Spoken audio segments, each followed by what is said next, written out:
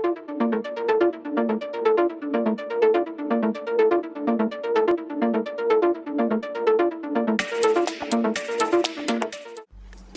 pengacara kondang Hotman Paris di Palembang banyak menjadi sorotan. Seorang ibu bernama Soimah dengan menangis mengadu ke pengacara yang dikenal tegas itu bahwa anaknya meninggal dunia dianiaya di pondok pesantren atau ponpes modern Darussalam Gontor, Jawa Timur. Soimah menjelaskan, pada 22 Agustus 2022, pukul 6.45 menit, anaknya bernama Albar Mahdi, 17 tahun, meninggal dunia. Namun dirinya baru mendapatkan kabar 3 jam setelah kejadian, tepatnya pukul 10 waktu Indonesia Barat. Soimah menduga putranya itu tewas karena dianiaya. Dia berharap kasus kematian anaknya dapat diusut tuntas. Dia pun menjelaskan alasannya belum berani melaporkan ke pihak polisi karena kasus ini bersangkutan dengan lembaga besar. Soimah juga menyebut ada kejanggalan kematian anaknya, yakni saat dimakamkan ada darah di kain kafannya dan diganti hingga 2 kali. Sementara itu, Hotman Paris melalui akun Instagramnya @hotmanparisofficial meminta Kapolda Jawa Timur Irjen Niko Afinta untuk segera mengusut kematian anak Soimah yang diduga karena dianiaya. Halo Bapak Kapolda Jawa Timur, di sini ada seorang ibu, yang datang ke saya ketemu Hotman di Palembang. Katanya anaknya meninggal di Gontor 1. Diduga karena apa? Diduga tindak kekerasan, Bang. Oke, diduga tindak kekerasan. Pihak pondok meminta maaf kepada orang tua dan keluarga Albar Mahdi. Permintaan maaf itu disampaikan setelah tim pengasuh santri menemukan adanya dugaan penganiayaan terhadap kematian AM. Kami sangat menyesalkan terjadinya peristiwa yang berujung pada wafatnya almarhum. Pihaknya juga sudah mengeluarkan tindakan tegas dengan mengeluarkan santri yang terlibat dalam kematian AM. Mereka telah dikembalikan kepada orang tuanya masing-masing. Pada prinsipnya kami Pondok Modern Darussalam Gontor tidak mentoleransi segala aksi kekerasan di dalam lingkungan pesantren, apapun bentuknya, termasuk dalam kasus almarhum Ananda AM ini.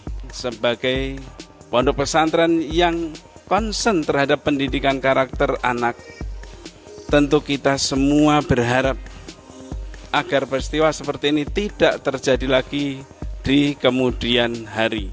Jajaran Polres Ponorogo sudah memeriksa 7 saksi di penyidik Unit Perlindungan Perempuan dan Anak atau PPA Satreskrim Polres Ponorogo. Ketujuh saksi itu yakni 2 santri berinisial RM dan N, 2 dokter, serta 3 ustadz pondok pesantren Gontor 1.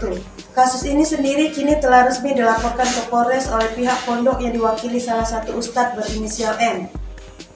Kapolres Ponorogo AKBP Catur Cahyono Wibowo mengungkapkan, dari keterangan saksi, pemicu tewasnya AM yang masih duduk di bangku MA kelas 2 itu sementara akibat kesalahpahaman dengan santri senior. Namun, Cahyo belum menjelaskan rinci motif para senior santri tersebut mengapa menganiaya AM hingga tewas. Satreskrim khususnya sudah memeriksa 7 saksi yang berkaitan langsung dengan kejadian tersebut. Jadi kalau untuk motif saya rasa yang pasti atau pemicunya kesalahpahaman. Usai melakukan kunjungan kerja di Palembang, Sumatera Selatan, iring-iringan mobil dinas Wakil Presiden Ma'ruf Amin sempat dihadang para pendemo.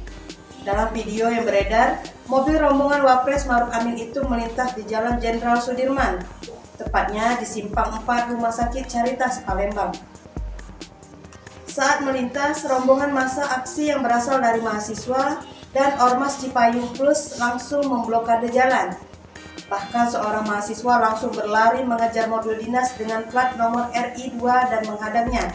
Anggota polisi yang berjaga di lokasi itu langsung mengejar mahasiswa tersebut agar memberikan jalan. Hanya berselang beberapa menit, rombongan Wapres pun akhirnya dapat melanjutkan perjalanan menuju ke Bandara Sultan Mahmud Badarudin II, Palembang. Koordinator Lapangan atau Korlap Cipayung Plus Palembang, Amir Iskandar mengatakan, mereka menuntut agar pemerintah segera mencabut kebijakan kenaikan harga BBM yang dinilai telah memberatkan masyarakat. Masyarakat marah karena kenaikan BBM ini, sorak Amir saat menyampaikan orasi. Baru beberapa menit melakukan orasi, masa aksi demo ini lalu kembali memblokade jalan dan membakar ban, sehingga kericuan antara petugas dan masa demo pun tak terhindarkan. Petugas yang telah bersiaga di lokasi akhirnya membubarkan massa secara paksa. Wakapolda Sumatera Selatan Brigjen Rudi Setiawan menjelaskan, saat ini telah ada 7 orang pendemo yang mereka amankan. Ketujuh orang itu nantinya akan diperiksa untuk diminta keterangan terkait kericuan tersebut. Sekarang sudah dibawa ke Polres, ujarnya.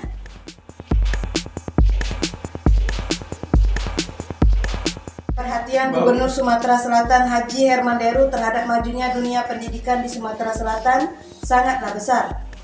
Termasuk perhatian pada pondok pesantren yang fungsinya tidak hanya mencetak generasi menguasai ilmu bidang agama dan takwa atau imtak, melainkan juga menguasai ilmu pengetahuan dan teknologi atau iptek.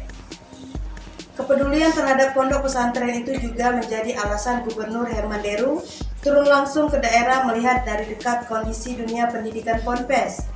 Usai menjadi Iruk HUT Pramuka tingkat provinsi yang dipusatkan di pelataran Danau Ranau Kabupaten Oku Selatan, Minggu 4 September 2022. Hermanderu melanjutkan agendanya meletakkan batu pertama pembangunan Yayasan Pondok Pesantren Modern Deru Al-Falah di Desa Sipatuhu, Kecamatan Banding Agung, Kabupaten Oku Selatan. Dari arahannya saat meletakkan batu pertama Ponpes Modern Deru Al-Falah ini, Gubernur Hermanderu mengharapkan pembangunan Ponpes ini segera rampung agar secepat mungkin dapat dimanfaatkan sesuai dengan fungsinya.